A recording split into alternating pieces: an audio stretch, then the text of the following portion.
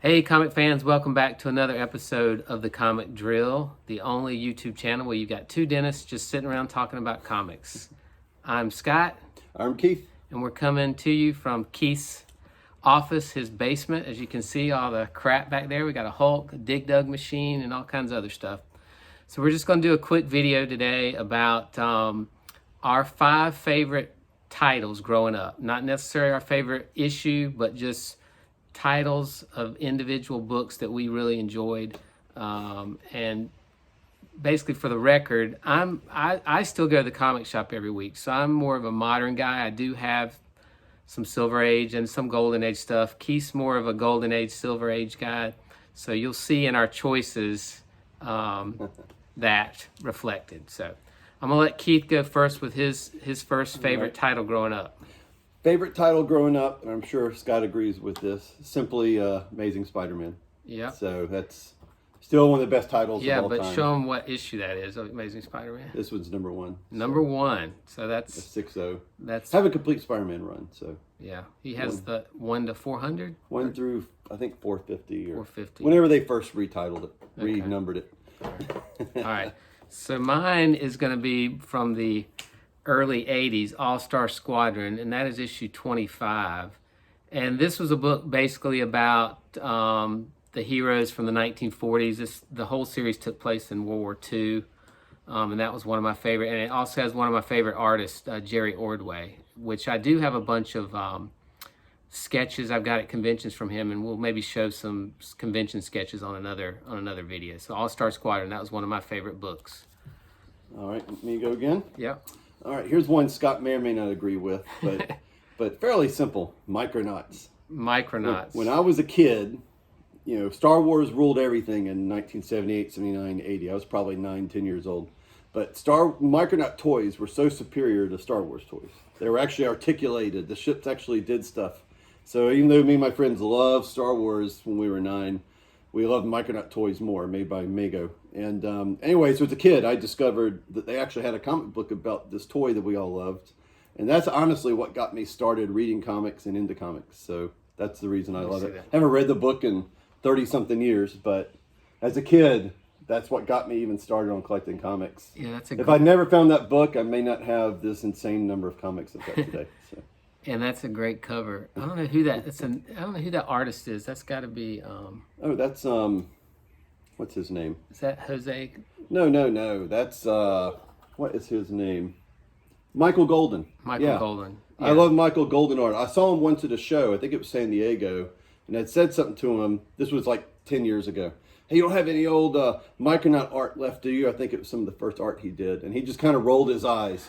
I haven't thought about Micronauts in 20 years, so I was like, all right, so, you know. All right, so my next one is What If? And this is the first issue of What If, and this is What If Spider-Man joined the Fantastic Four. And Great title. there's actually a cartoon series, an animated series coming out on Disney Plus called What If. And the premise of this title was it just took different situations. If one thing had changed in this situation, something else could have happened. In this situation, Spider-Man joined the Fantastic Four. But this series lasted for a long time, and there was titles like What If Captain America became the president? What if Gwen Stacy had lived? Different things like that. So What If, number 1, but this whole series was really good. All right. This one you may or may not agree with. I'm sure you might. You probably do. But Batman. Oh, yeah, that's a great. Batman's the greatest title. Love Batman. Now, what Who issue doesn't is love that? This is number 7 from 1941. That's my favorite title of the early ones, personally. So I've got 2 through 10. That's 7. And that's Jerry Robinson art, too. That's a great cover. Batman, Detective, all the Batman titles. All right. My next one is, this was actually a mini-series. It lasted 12 issues, Crisis on Infinite Earths.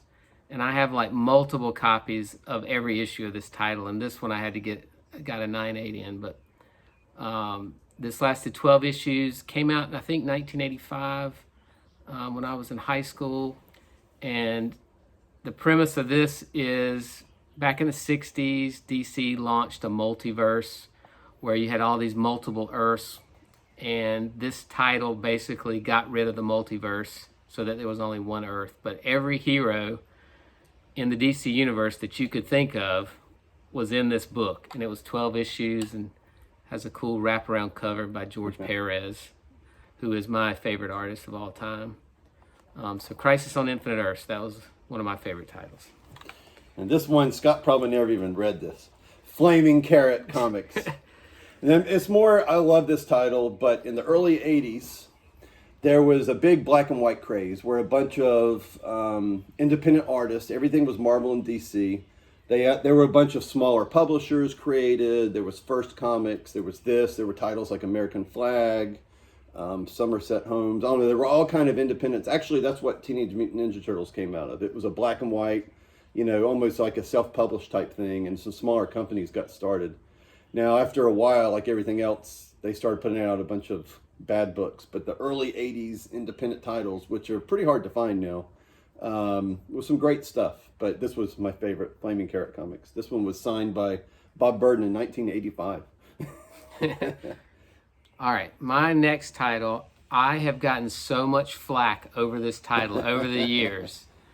And most people probably have never heard of this guy, even though his character's been on Smallville, he's been in the Justice League Unlimited cartoon, and there's rumors that he's either going to get his own show on the CW, and that is my favorite, Booster Gold.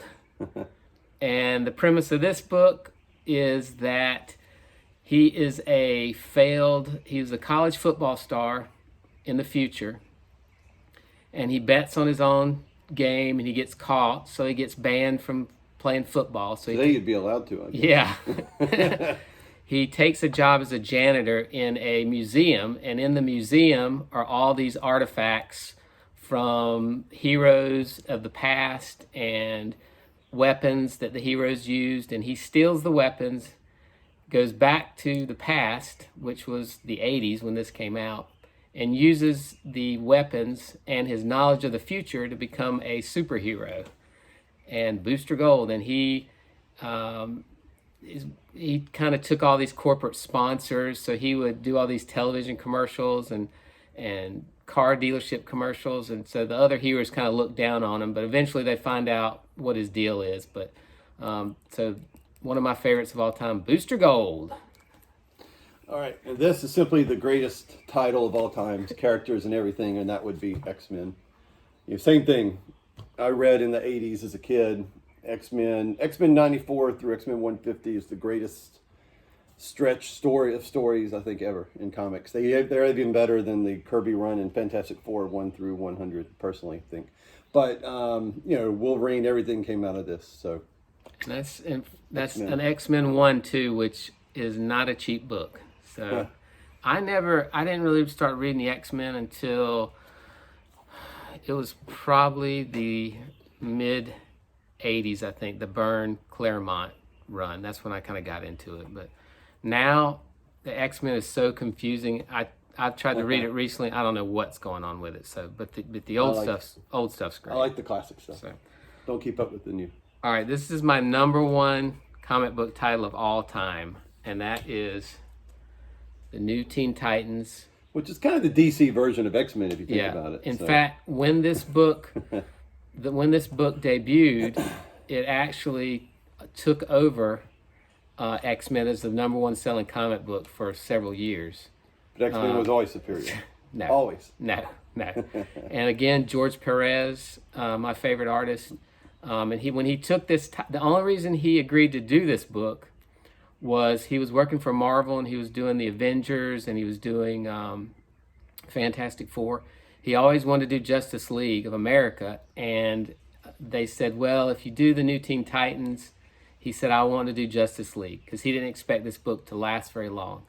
And it's basically, in some form of another, been going on since, I think this book was 81 maybe? 80 or 81. And in some form or another, this book's been going on ever since. So it ended up being a breakout hit for DC. And a lot of the characters are on here. You now see in the the Titans TV show on the DC streaming service, like Starfire and or Cyborg. Oh no, Cyborg's actually now in the Doom Patrol on TV, but Raven and Starfire. But anyway, my number one favorite title of all time, New Teen Titans. So, all right. So that's it for today. We hope to get another video. I know kind of Keith's been MIA for a while, but we're going to try to get a more regular video with both of us together. So I think we might be sending some CGC books off maybe Get them sent the next off few hopefully weeks. in the next week or two. So it'll be a while before we have that. But they're pretty backed up right now. They're slow. So eventually I have some new CGC books. But don't forget to subscribe so you know when we do get a new video put out. Hit that like button because I know it's all good. And remember, brush your teeth, people. Later.